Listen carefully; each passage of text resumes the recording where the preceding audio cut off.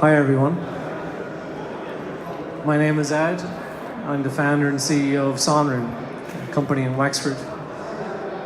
So I'm here today to talk about lean startup principles. And I suppose if we go back to the start, when you're about to launch a new business or a new product, you ultimately want to look into the future and see yourself in 5-10 years time, where you're sitting in your office and you've got a team of people working for you. You have, potentially millions of customers using your product, and you're making revenue every day. Revenue is coming in, and I guess when I think about it, you're making money while you're sleeping. You've got that. It's that idea of an internet business where you're just making money while you're sleeping, and that's ultimately the place that you want to get to. Now you've got a big challenge in that if you go back to the starting point where you're sitting there and you have this new idea, or you've got a new product that you want to launch, and you want to get from that point to sitting in the future with all of these users paying you money, you need to de-risk as much as possible to figure out what it is that product needs to be to actually get to the place where you've got millions of users. And that's what the lean startup principles are all about. The unfortunate thing is that 90% of new startup ideas, businesses, products that are launched will fail within the first 3 years. I started on this journey in 2007, about 12 years ago, and I've probably seen that stat. I've seen about 90% of peers who have started around the same time, or that I've met on various courses, have failed in the first 3 years. So what I thought would be useful would be to talk about my journey, and in particular focusing on the first 2 years leading up to product launch, and how the lean startup principles apply to that. So in August 2007, 10th of August 2007, I remember the day very clearly, I handed in my notice up in Autoboland, just around the corner from us, where I was selling cars for 2.5 years. And I decided that I was going to start a new business. The new business was to build a YouTube for recruitment, okay? So the idea had come from my own experience as a candidate, interviewing for jobs, applying for jobs, and seeing quite a flawed process, and also the experience of friends of mine going through that same process. That married with this very exciting explosion in the growth of online video at the time. So in 2005, 2006, you had the launch of Skype, you had the launch of YouTube. I think it was in 2006 that YouTube was sold to Google for $1.5 billion 18 months after its launch. So I saw this technology and I saw the flaws in the recruitment process, and I said, I think this would be pretty cool if you could merge the two and fix a big problem, and potentially, make lots of money while I'm at it. So that was the idea that I quit my job to go out and try and build. So build a YouTube for recruitment. My first port of call in building that was to go and start meeting some web design companies and say to them, look, I want to build this YouTube for the recruitment industry. How much would you build it for me for? And they're telling me, well, I don't know, maybe 20 grand, 50 grand, 100 grand. We don't really know how to build it. But those were the type of conversations I was having initially. But in parallel with that, I was also starting to speak to various business people people who were helping startups and getting advice from them. And one person in particular, John O'Connor, who was managing the Enniscorthy Enterprise Centre, where I'd taken a bit of office space, said I should talk to the Southeast Enterprise Platform Programme. So the Southeast Enterprise Platform Programme is now the New Frontiers Programme, which is also based in WIT and ARC Labs. So I said, looking at the program, I said it sounds pretty interesting, and I applied and I got onto the program with my big idea to create a YouTube for recruitment. About 2 weeks into that program, there were just in terms of who was on the program, there was 18 of us doing different startup ideas. And about 2 weeks into the program, we were receiving a lecture on Edward de Bono's 6 thinking hats and how to use that concept in running meetings or brainstorming. And I'm not sure if you're all familiar with the 6 thinking hats, but you've got 6 colored hats.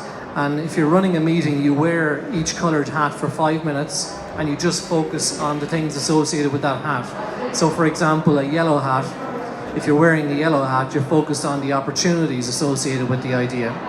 If it's a black hat that you're wearing for 5 minutes, it's all the negative stuff. What are the negative things associated with this idea?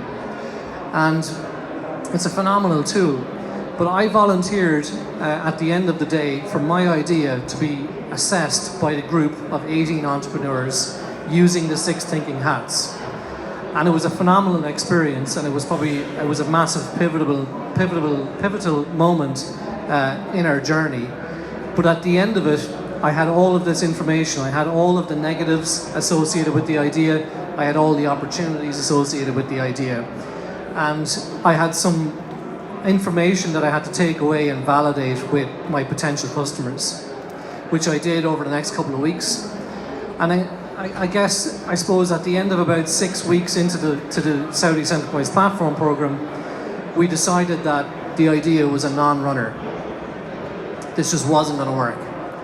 This is a disaster. This is doomed to be a 90% failure stat, which was, at the time was pretty devastating because I had left my job to start this business idea, to become this multi-millionaire that I wanted to become. And 6 weeks into the journey, it was very clear that the idea was a non-runner. So that was really tough. The positives that came out of the process were, I guess, understanding the weaknesses in the idea. And the weaknesses in the idea were, first of all, we were trying to reinvent the job board market, reinvent the job board and compete with a very saturated, competitive job board market and some very big players within that market. That was going to be a very difficult thing to do and a very expensive thing to do. Secondly, what we were trying to do was replace the CV effectively with a video of someone describing their work experience and their interests. To do that, we were trying to disrupt a process that had been in place for the last 500 years. The CV is about 500 years old. And that was going to be very difficult. And when we actually spoke to the employers that we were researching, the concern that they relayed to us was, when you're reviewing a CV, a paper CV, you can very quickly, within a minute, you can assess whether that candidate has the right qualifications or not to get to the next stage.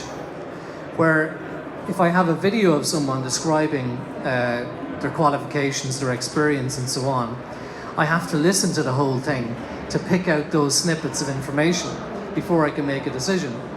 And because what I was presenting was the ability to allow a candidate to record whatever they wanted. This was a platform, a creative platform. So you could have a candidate rabbiting on for 30 minutes about nonsense. And in reality, employers weren't going to watch those videos. So that was a big problem.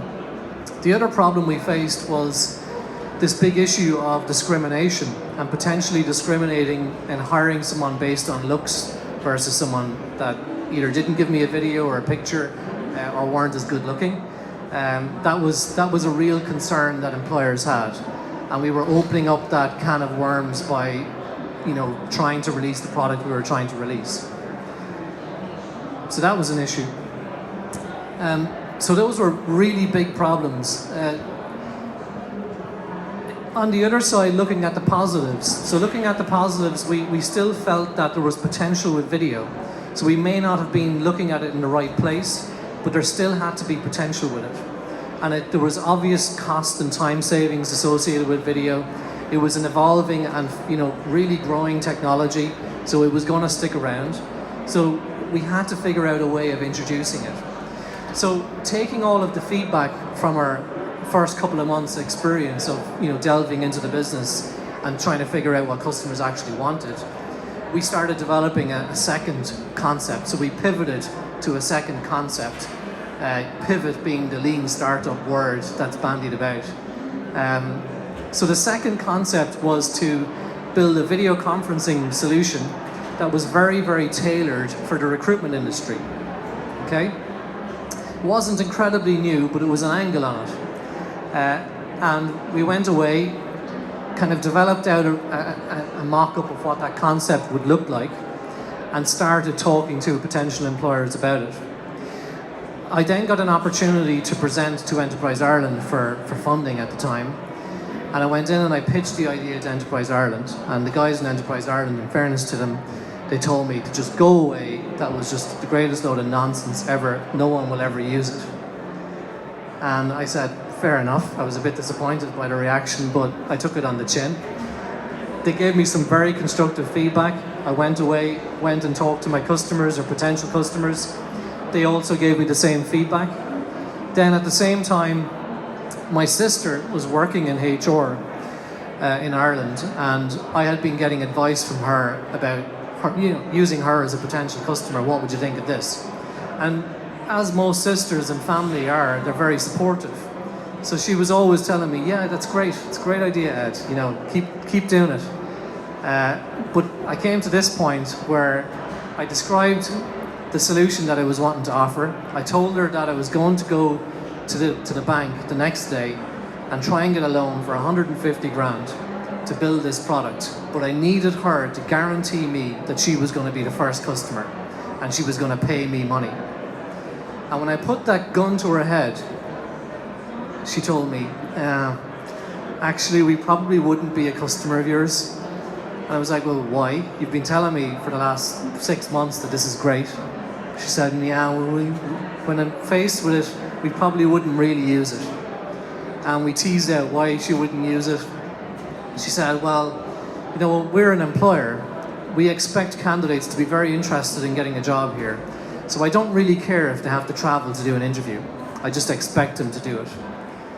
5 minutes left. That's gone fast. I just expect them to do it. Am I really going to get on video with them? I'd be a little bit uncomfortable seeing myself on video. My boss just doesn't like technology. She wouldn't use it. It sounds like it would add more workload to what we're doing. So she validated what everyone else had told me at that point.